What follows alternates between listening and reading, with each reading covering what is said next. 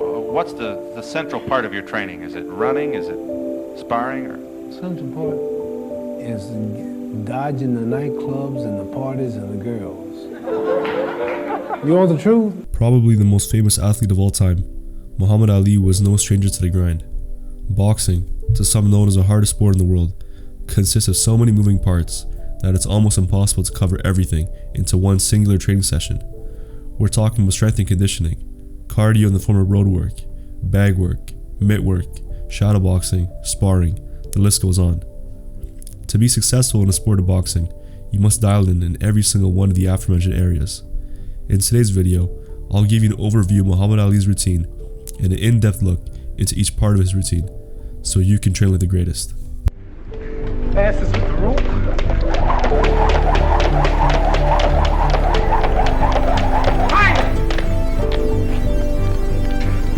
The stage is set for me to be ranked as the greatest of all time. You know, they have no excuses after this. Look at me now.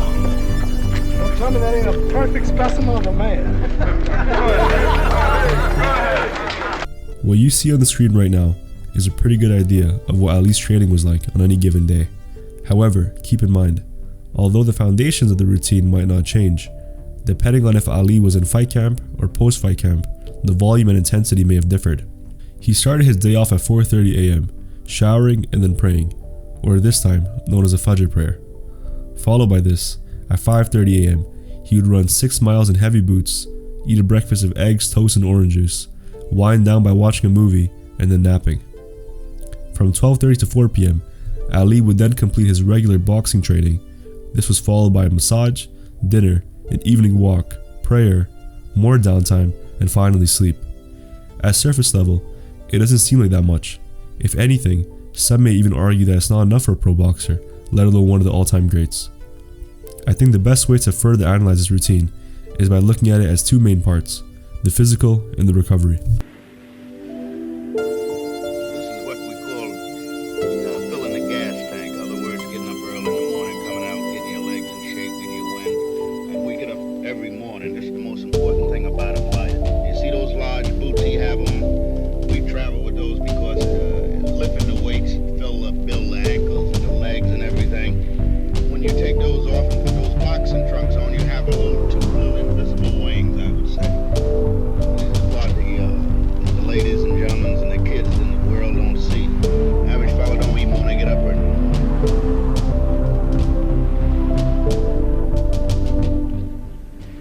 Many boxers now seem to overcomplicate the process of training.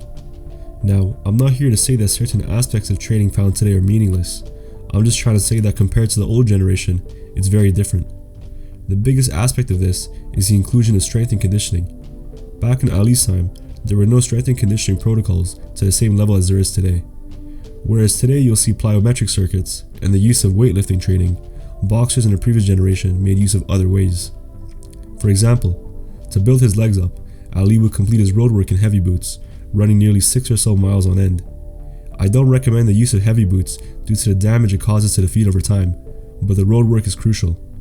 In order to build up your aerobic base, you need road work, or LISS, low intensity steady state cardio. Not only did this help Ali keep in shape, but the way he ran mimicked his outboxing fight style. Ali also made use of chopping wood, as a way to mimic the way how the entire body must be used in order to throw a punch. Timber! This tree's tougher than Joe Frazier.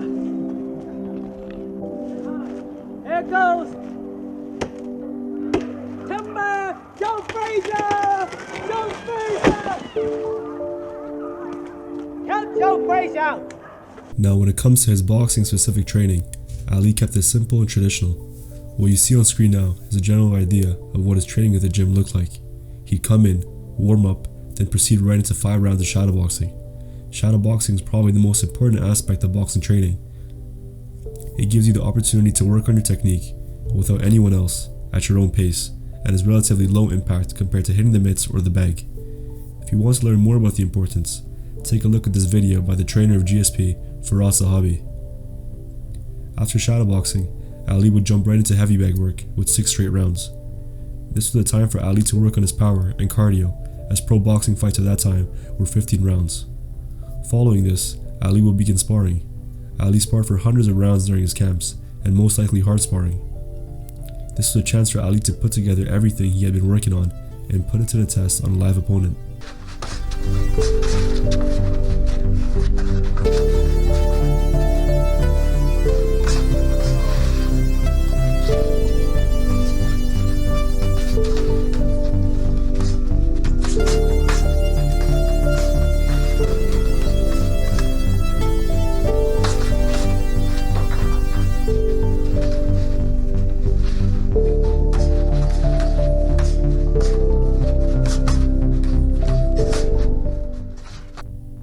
After this, as a way to cool down, Ali would then go 20 minutes straight of skipping. Skipping was what made Ali so nimble on his feet and gave him the greatest boxing footwork of all time.